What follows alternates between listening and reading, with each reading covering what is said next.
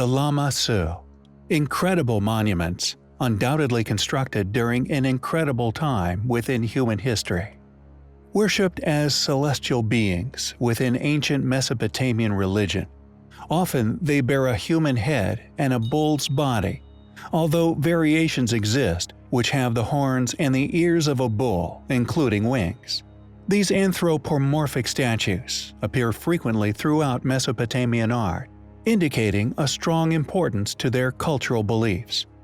It is now understood that the Lamassu were perceived as household protective spirits within ancient Babylonian belief systems, becoming associated later as royal protectors, which were placed as sentinels at entrances.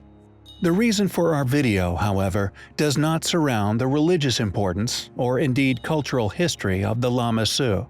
Instead, we wish to explore the enormous, inexplicable size and thus weight of these incredible ancient statues.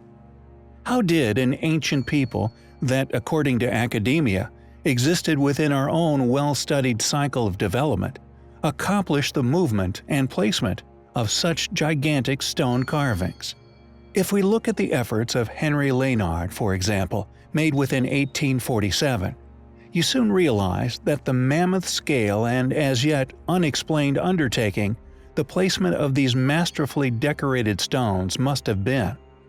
After discovering more than half a dozen pairs of these colossal statues, some depicting lions, some depicting bulls, often weighing up to 27 metric tons, Henry Leonard decided that he would attempt to bring two of these smaller artworks, weighing in at a mere 10 tons each, to England. However, he found that after an 18-month, painstaking, torturous journey, which included several near disasters, just how incredible the placement of these monuments once were. He eventually succeeded in bringing them to a British museum, although this involved loading them onto a wheeled cart, lowered with a complex system of pulleys and levers operated by dozens of men. He initially tried to hook the cart up to a team of buffalo and have their brute natural strength haul the stones, although they refused to move. He then selected a reinforced cart for their transport, which required over 300 men to move it. This was soon realized to be far too hazardous. So he then wrestled with and opted for the decision to load them onto a barge. This required well over 600 goatskins and sheepskins just to keep it afloat. After eventually arriving in London, a custom-built ramp was constructed at great expense just to allow the crew of many hundreds of men to haul them up the steps and into the museum itself.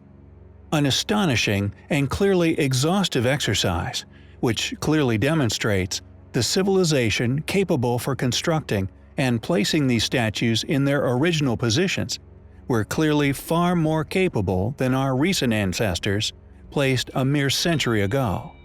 This dramatic sequence of events is clear indication that the national museums involved in the funding and transport of such exhibits, even back in 1847, were more than aware of the astonishing feats these monuments were, yet are seemingly committed to a conspiracy, which we believed is severely limited in accurate chronological events. Although claimed as Assyrian, dating back as far as the 25th century BC, these monuments, we feel, were clearly reused by this culture, possibly due to their astonishing size. Who carved the Lamassu? How did they move statues weighing nearly 30 tons? We feel that these monoliths were left by a lost, once highly capable, advanced civilization, and as such, we find them highly compelling.